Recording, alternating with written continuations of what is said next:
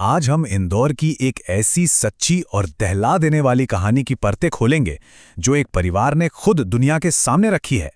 ये कहानी है एक ऐसे घर की जिसकी दीवारों के पीछे और जमीन के नीचे एक बहुत ही भयानक राज दफन था।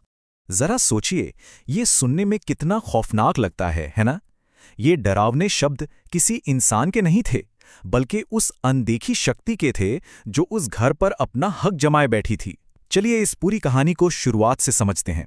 ये कहानी है मीनाक्षी की, एक सरकारी स्कूल की टीचर जो अपने 2 बच्चों के साथ एक मुश्किल शादी के भंवर से निकलकर एक नई, आजाद और सुकून भरी जिंदगी की तलाश में थीं। तो मीनाक्षी जी की सिचुएशन कुछ ऐसी थी कि वो अपने पति की शराब की लत और घर के रोज-रोज के झगड़ों से पूरी तरह टूट चुकी थीं। वो बस अपने बच्चों को एक महफूज और शांत माहौल देना चाहती थीं और इसी उम्मीद के साथ उन्होंने इंदौर के अच्छे इलाके में एक नया फर्निश्ड घर किराए पर ले लिया ताकि वो एक नई शुरुआत कर सकें। और उस नए घर में आकर ना, ऐसा लगा जैसे जिंदगी वापस पटरी पर लौट आई है।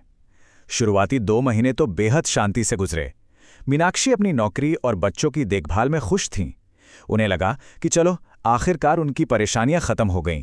लेकिन उन्हें इस बात का जरा भी अंदाजा नहीं था कि असली खौफ तो बस दस्तक देने ही वाला था। सब कुछ ठीक चल रहा था। परिवार ने दिवाली भी बड़े अच्छे से मनाई, लेकिन दिवाली की अगली ही सुबह से मीनाक्षी की सेहत में एक ऐसा रहस्यमयी बदलाव आया जिसका कोई भी डॉक्टर कारण नहीं समझ पा रहा था।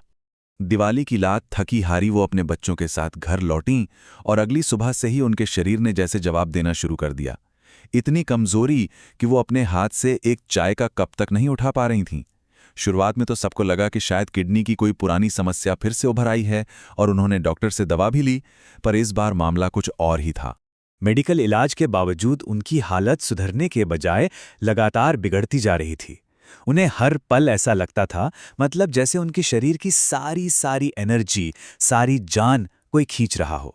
ये सिर्फ शारीरिक थकावट नहीं थी, ये एक अनजाना अप्राकृतिक खिंचाव था, जैसे कोई अदृश्य चीज उनकी जिंदगी चूस रही हो।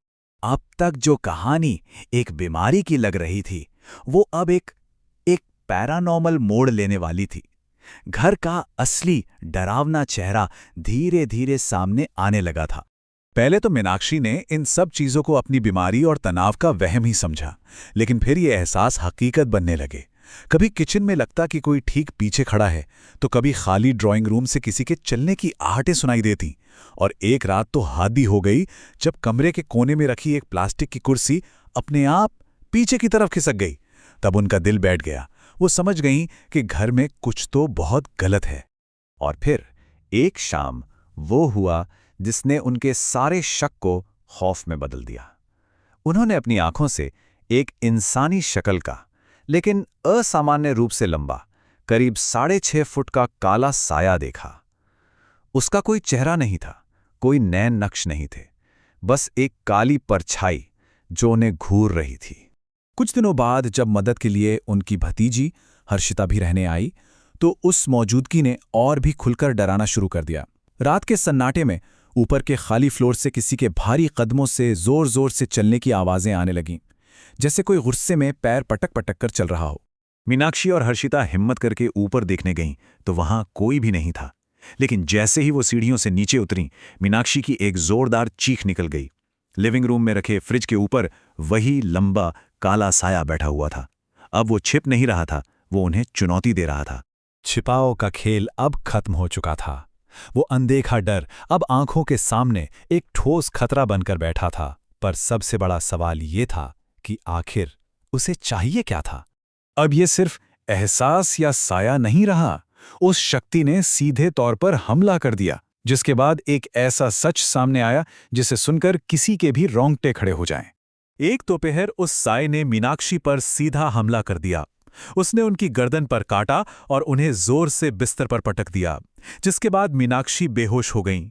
ये पहली बार था जब उस अनदेखी शक्ति ने उन्हें शारीरिक रूप से नुकसान पहुंचाया था। इस भयानक हमले के बाद डरे हुए परिवार ने मदद के लिए एक मौलवी को बुलाया, और जैसे ही मौलवी ने कुरान की आयतें पढ़नी शुरू की, मीनाक्षी के शरीर पर उस शक्ति ने पूरी तरह से कब्जा कर लिया। उनकी आंखों का रंग बदल गया और उनमें इतनी गैर इंसानी ताकत आ गई कि 2-3 लोग मिलकर भी उन्हें संभाल नहीं पा रहे थे। जब मौलवी ने सख्ती से पूछा कि वो कौन है, तो मीनाक्षी के मुंह से एक भारी मर्दों जैसी आवाज निकली। उस शक्ति ने खुद अपनी पहचान बताई। उसने कहा कि वो एक जिन है और ये घर, ये जमीन उसकी जगह है, क्योंकि ठीक उस बिस्तर के नीचे उसकी कब्र है जिस पर मीनाक्षी सोती थी। अब परिवार एक दोहरी जंग लड़ रहा था। एक तरफ अस्पताल में डॉक्टर मीनाक्षी की जान बचाने में लगे थे और दूसरी तरफ घर वाले एक शक्तिशाली अनदेखे दुश्मन से लड़ रहे थे। मीनाक्षी की जिंदगी अब 2 अलग-अलग मोर्चों पर लड़ी जा रही थीं। एक तरफ अस्पताल में डॉक्टर उनके फेल होते किडनी और लिवर का इलाज कर रहे थे, तो दूसरी तरफ परिवार तांत्रिकों और मौलवियों की मदद से उस जिन को हटाने की कोशिश कर रहा था, जिसके बारे में बाद में ये भी पता चला कि वो उस घर में पहले रह चुके किराएदारों की भी जान ले चुका था। और इसी बीच एक पहुंचे हुए तांत्रिक ने एक दिल दहला देने वाली भविष्यवाणी की।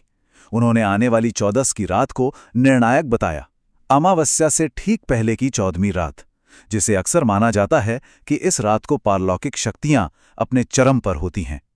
उन्होंने कहा, अगर मीनाक्षी ये रात पार कर गईं तो बच जाएंगी, वरना कोई चमत्कार भी उन्हें नहीं बचा पाएगा।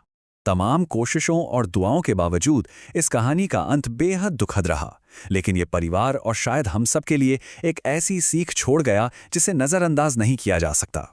14 की रात से ठीक 2 दिन पहले एक चमत्कार सा हुआ। मीनाक्षी की हालत में तेजी से सुधार होने लगा। वो वेंटिलेटर पर होश में आ गई।